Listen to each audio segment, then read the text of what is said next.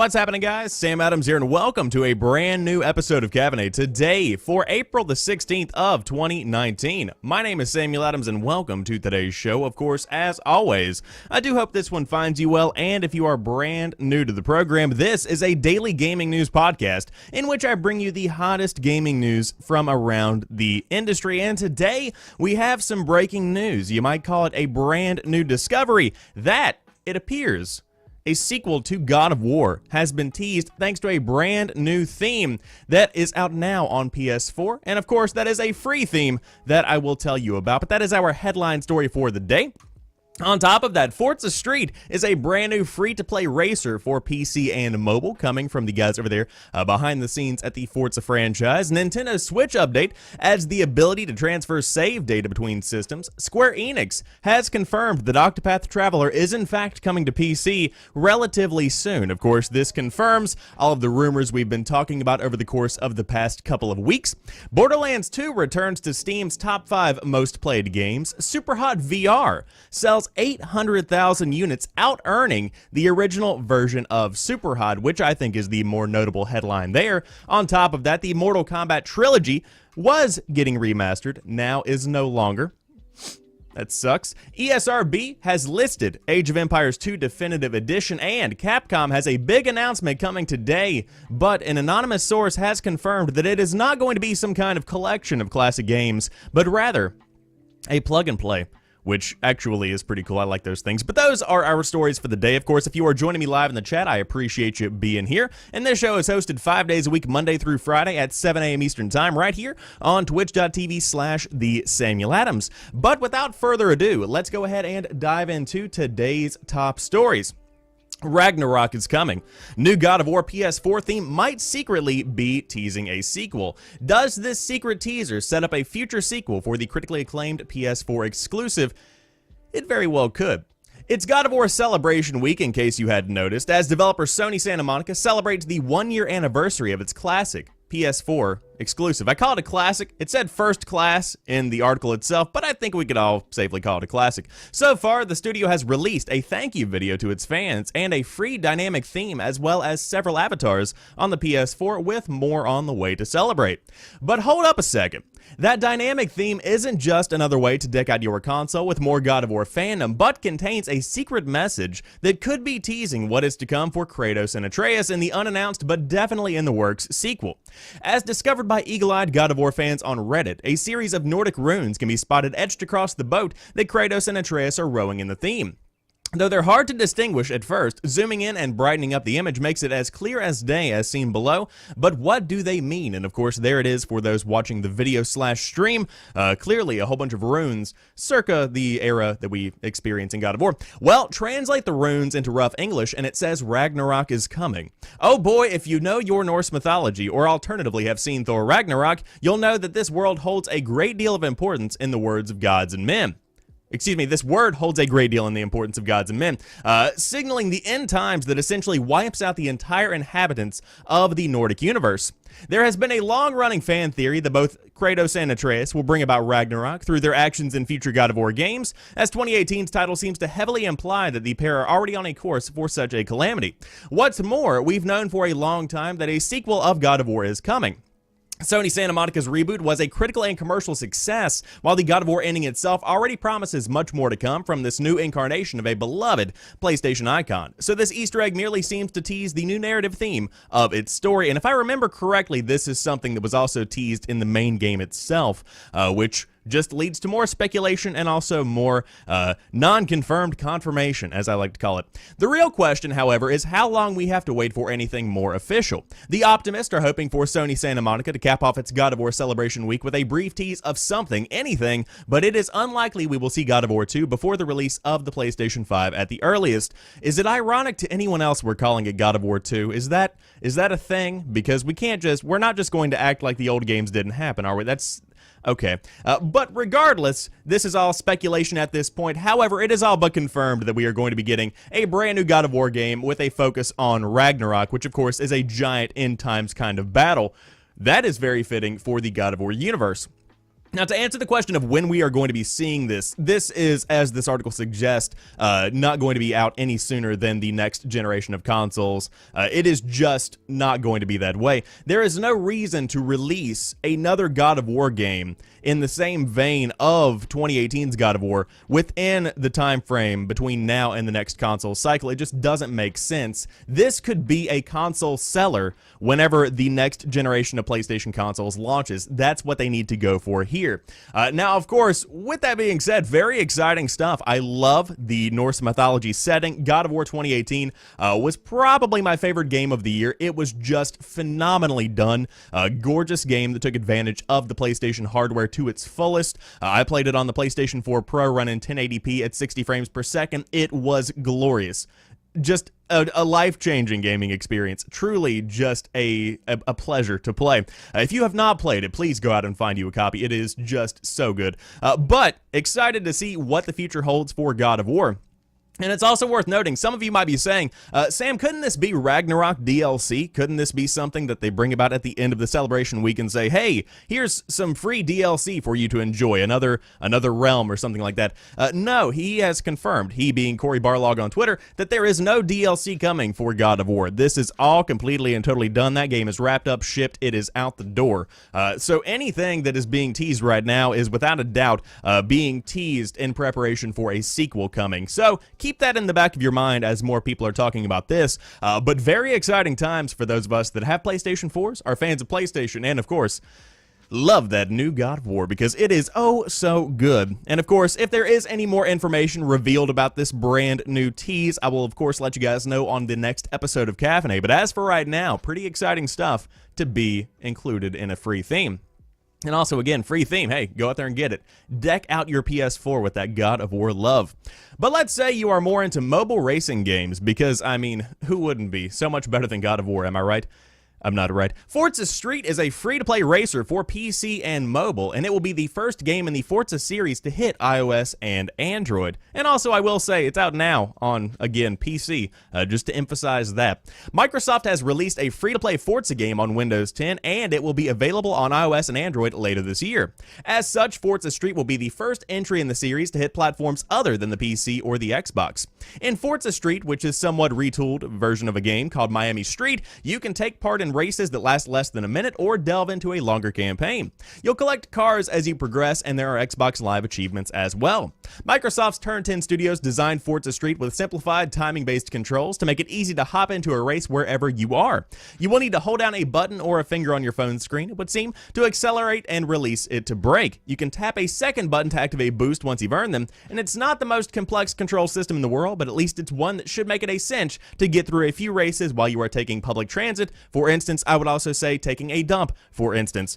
So if you are a fan of racing games such as Forza, you might want to check out Forza Street. Again, don't go into this one expecting a fully fleshed out Forza experience, because that's not what you're going to be getting. It is, quite frankly, a, mobile game, and if you run it on PC, it is going to still have the graphics of a slightly touched-up mobile game. Now, with that being taken into account, it doesn't look bad. The game itself doesn't look, absolutely horrible. It just looks like a mobile game, and that's perfectly fine. It's got some nice lighting, and of course, as these newer phones come out, as, you see these phones that are dedicated for gaming content, that is something that would be very appealing in this specific scenario. So if you want to dive in and give it a shot, again, it's free to play, of course, without a doubt, riddled with microtransactions. Haven't opened it, could be wrong. I doubt I'm wrong. So if you did want to dive in and confirm or deny, you can check it out for free right now. And of course, even when there is a free-to-play game that is, full of various skins and various cars you can buy, there is still enough free content there to keep you satisfied whenever you're, as the article says, riding public transit or killing some time at work, whatever you might be doing. These free-to-play games are not bad because they are free-to-play games. It's just one of those things where you should expect that, hey, they're going to put bait in front of your face and say, hey, come buy this rainbow skin for your Ferrari or whatever it is. But again, surprised it's being developed by Turn 10, excuse me. I didn't expect that. I thought that would be outsourced. But hey, I'm not complaining. That's a pretty awesome thing to see. Especially, Who would have thought, man? Who would have thought? So again, that is out now for free on PC and mobile devices coming later on this year, if you did want to check it out now or wait just a couple of months. But speaking of waiting just a couple of months, Nintendo Switch exclusive, I had to switch those stories, is coming to the PC, and of course that is Octopath Traveler. We have been talking about that for a couple of days, but I figured that we would go ahead and announce that the confirmation has also been announced. Octopath Traveler, released last summer on the Switch. Recently, details about an upcoming PC port leaked on the Korean ratings board, and additionally, Square Enix posted a blog revealing the game's PC release date, but that post was quickly taken down. Today, however, and today being yesterday, Square dropped a trailer that legitimizes the aforementioned PC rumors. Octopath Traveler launches for PC on June the 7th. And for those of you excited about the announcement, you can of course check out the deep analysis, the reviews, all of the good content that has rolled out over the past year about Octopath Traveler. But the game itself, gorgeous. Of course, they have copyrighted this art style. They have trademarked whatever. This is theirs, and they have made it a thing. And what I mean by that is that this is not going to be going anywhere anytime soon. People love Octopath Traveler, and it was a pretty successful new franchise coming out on the Nintendo Switch, considering that it was a Switch exclusive. So to see it coming to PC just spreads out the group of people that is able to experience this specific game. And of course, I'm a big fan of things going multi-platform. Now, that's a big discussion that can be had there. Of course, more and more people are saying we should, scrap that model altogether. God of War shouldn't just be on PlayStation. Halo shouldn't just be on Xbox. Super Mario Odyssey should be brought over to the PC and the Switch. Stuff like that. What did I just say? Super Mario Odyssey on the Switch? That's nuts, right? Who would have thought that would happen? But you get what I'm saying. That kind of console exclusivity is just making barriers that don't really need to exist, and to some degree there is some validity there. But again, that's how companies make money, and that's how they entice you to come over to their side. But if you did want to play Octopath Traveler on PC, as we have been talking about for the past couple of weeks, it is now officially confirmed to be coming to the PC on June the 7th, if you did want to get in on that. But let's say you did just want to play on the Switch, or you wanted to play it, but you wanted to buy a new Switch, because I'm trying to transition here. A Nintendo Switch update adds the ability to transfer save data between two different systems, and of course, sort your games in your collection. The latest Nintendo Switch system update, version 8.0, is available today. It adds the ability to transfer save data for individual games between Nintendo Switch systems, an interesting development ahead of the console's new models expected this year. If you are upgrading your Switch to a beefier model, say you'd want to take that Breath of the Wild save with you. Another welcome addition is the ability to sort games in your software library by last played, game name, publisher, and total play time. Other new options include the ability to prevent the system from waking when plugged in, a zoom option for accessibility, a method of viewing more news items, and a hard-off switch for VR within the Switch's parental controls. Had to think about that one. Last and least, there are 15 new avatar icons from Splatoon 2 and Yoshi's Crafted World. Incredible, if you did want to check that out. So overall, the biggest piece of news from this specific update is, of course, the system transfer, and a lot of speculation can go into this. Of course, as this article does mention, we've been talking for a couple of months about the rumors going around the industry that a brand new model, or at least multiple models even, of the Nintendo Switch could be hitting as soon as July. That's an exciting new kind of idea here, because what would they add? What would they take away? We have heard rumors of a beefier model of the Nintendo Switch that does upgrade the graphics and upgrade the resolution of the screen. But on top of that, we've also heard rumors of a more entry-level 3DS-ish kind of model of the Nintendo Switch that might not even come with a dock for your television and may even be downgraded a bit. Who knows what that could actually entail? But again, E3 is just right around the corner, and that is when we could be seeing more info about brand new models. And this just kind of, throws fuel on that fire. Why would they be adding this feature? I mean, I could see it being useful for somebody that might break their Nintendo Switch and buy a new one to replace that one, but you don't have to, start over from scratch. You can just transfer all of your data. This could be incredibly useful for that, and without a doubt, some people will use this specific feature for that specific purpose. But again, what is actually happening here? So I suppose we'll just have to wait until E3 to see what exactly is going on with this, but exciting times to be a fan of Nintendo, because having two brand new consoles, hey, That's a pretty big deal, even if they are the exact same console. But I mean, even whenever I, as a PlayStation fanboy, was growing up with the big old thick boy PlayStation 2, whenever the new models would come out, when the new colors would come out, I got excited about that, and that's transferred over to the PlayStation 3 and PlayStation 4 for me. And so to see these new models of the Nintendo Switch, I would assume probably gives Nintendo fans that same fuzzy feeling on the inside. And of course, if there is any kind of official announcement, I will let you guys know when that is coming down the pipe.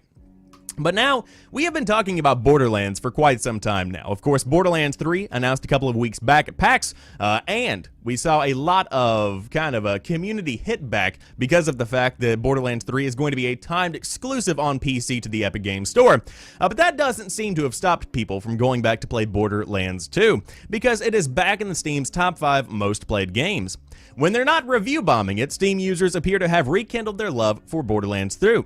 Borderlands 2, of course, recently received high-resolution textures on PC and consoles, but the game's content is unchanged since its DLC slate ended in 2013. After the initial burst of interest died down, Borderlands 2 still managed an average of 10,000 concurrent players on Steam regularly. Since the release of the texture pack, however, the loot shooter shot up to Steam's top 5 most played games with a concurrent player count of nearly 60,000 players. That is a significant boost, likely motivated by the Borderlands 3 reveal, even if the upcoming game won't be launching on Steam until 2020. It's also worth noting that the game and all of its DLC were heavily discounted during that recent surge, which is no doubt also a contributing factor if you did want to pick it up. So this is a very cool story to see, and I do want to emphasize, this is so ironic because Steam users, not all of them, again, I am one and I wasn't outraged, but a lot of Steam users were taking to the review section of games like Borderlands 1 and 2 to absolutely throw this game under the bus and say, oh my god, Borderlands 3 coming to the Epic Games Store, disgusting Fortnite stuff. Like, it doesn't, that's what they were saying, that's what they were doing, that's what, all of it's irrelevant. You are still playing Borderlands. I want to emphasize that. All of the arguments that were made, all of the outrage, it is all irrelevant. They are back in the Steam top 5. Again, the DLC ended in 2013, 6 years ago. And it doesn't matter how mad you get. It doesn't matter how outraged you are on Twitter, on Facebook, on Steam reviews, whatever you might be doing, you are still going to come back and play this game. I want to make that very clear. This is hilarious to me, but I did want to point it out that it is in the top 5 if you did want to check it for yourself. And of course, the high-resolution textures have added a good bit of a reason to go back to Borderlands 2. Now, me, I've been playing the original Borderlands on PC because, again, if you had Borderlands in your game library, you get the remaster for free. I will say, very fun game. One that doesn't have a lot of depth to it, but if you literally want to veg out so much that your eyes go different ways when you're looking at your monitor and just run endless tasks, Borderlands is fantastic for that, and I would definitely recommend it if you did want to pick it up. But let's say you're into VR. Superhot VR is a really good experience, and it has sold 800,000. Superhot Team's FPS has now made more in revenue across VR releases than it has in non-VR. Superhot VR has now sold a total of 800,000 units since its December 2016 launch, in total bringing in more revenue across VR releases than it has in its non-VR releases. This comes from Superhot Team's Director of Special Projects, Callum Underwood, on Twitter, saying, Superhot VR, with over 800,000 sales across platforms, has generated more revenue than the original Superhot. That is the third time I have read that exact sentence since I started this article. Though official sales numbers for VR titles are scarce, the 800,000 figure stands to put Superhot VR among the ranks of VR best sellers as it nears the 1 million mark. That threshold was most recently crossed by Beat Saber back in March, which is one of the first VR games to reach the 1 million sales milestone as far as reported numbers go. So there are a couple of reasons for this, but before we jump into that, Superhot, VR or otherwise, is a glorious game, so good. One that you can literally just dive into. You need no preparation, there is no skill tree, nothing along those lines. It's just a genuinely fun game that throws itself into the idea of slow motion shooting, and that's really what the draw of Superhot is. Of course, for those that don't know, in Superhot, time moves when you do, so as you walk through a map or whatever, the bullets only move in a fast pace as you move. And so you can kind of position yourself, you can kind of inch your way up to an enemy, whatever you might be doing, dodge a bullet, stuff like that. Very fun to get into. But of course, the game itself is not complex when it comes to the appearance, the aesthetic. It is very basic. It's almost like a game that is in the middle of development when it comes to the way that the graphics themselves look. And so that is perfect for VR because it doesn't take much to run it, which is why it is so successful on platforms like PlayStation VR, where the hardware might not necessarily be up to par with something like an HTC Vive or an Oculus Rift. It doesn't matter because Superhot VR is an experience that can be had on a beefy VR headset or even the basic entry-level stuff like you're getting from the PSVR. So, of course, this is an incredibly telling piece of news about the state of VR as more and more games are selling over 1 million copies. That shows just how many people are interested in VR. That shows just how many people are getting into the world of VR. And I think it's a fantastic thing to see. Of course, VR is a big deal. One of the biggest deals right now in gaming because it's shaping the future of the next generation of consoles, and I would say the gaming space overall. Of course, we saw a couple of weeks back these new PlayStation branded glasses, I suppose you should say. Sony has a patent for glasses that work with VR headsets, perhaps hinting at a future in which VR is a bigger part of their overall gaming experience and what they are providing to the public. Exciting times to speculate. Of course, nothing has been confirmed as of right now, but VR is a big deal, and if you don't have Superhot, number one, pick it up. If you've got a PC, a PS4, whatever you might have, just jump into it and have a good time with it. But if you have VR, I would go so far as to say it is a necessity to pick this one up because of just how good it actually is. Now, one thing I would have picked up if it had actually happened is Mortal Kombat's Trilogy. Because in the words of Timmy's dad from Fairly OddParents, this is where I'd put my Mortal Kombat Trilogy if I had one. But, of course, not coming out, was in development. The classic 3 original Mortal Kombat games were being remastered as recently as last year before Warner Bros. Pulled the plug. Blind Squirrel Games, a team responsible for minigame ports, was working on remastering the original Mortal Kombat Trilogy. It was simply called Mortal Kombat Remastered, and some never-before-seen development screenshots have recently surfaced. Concept and UI artist Danny Hun recently updated their ArtStation page with a couple of shots showing the work in progress remaster. Though the images have since been removed, DSO Gaming helpfully archived them, and of course that is what you could have expected. This looks absolutely phenomenal. I'm not even going to beat around the bush. I love this character design, just the fact that this would have existed, for the fact of just gaming history, maintaining that kind of draw to these older games. That's what this would have really brought to the table. But interestingly, the collection was at one point called Mortal Kombat Collection Online, with a K, of course. It's not clear what the online association means here, but perhaps Warner intended it for it to be an online-only game.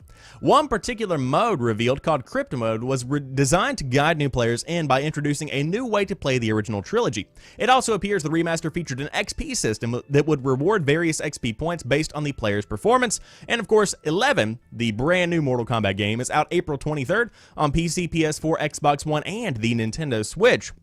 But again, not happening right now. Again, I do want to emphasize that the trilogy is not happening, though I do wish it was. And again, going back to my point, as somebody who loves gaming and wants it to be, maintained over the years, wants the history that got us to where we are today to be treated well, to have these remasters where they're not completely changed from the ground up, but touched up with the same mechanics, the same ideas, that brings so much value to getting people back into the game, to getting newcomers, first-timers, to come to Mortal Kombat for the first time and experience what it was back in the day. That's where the draw is for me with this. And to see it not happening is disappointing. Again, not surprising because we do have Mortal Kombat 11 coming, and that looks phenomenal. Of course, I'm not going to play it because god-awful at fighting games. But if you did want to pick it up, then you can check it out on PC, PS4, and Xbox One, as well as the Switch on April the 23rd. However, unfortunately, no trilogy coming down the pipe.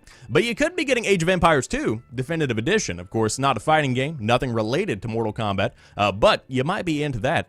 So it fits in with the AoE 2 20th anniversary, which is of course this year. Age of Empires Definitive Edition came out in early 2018, and it was definitely very okay.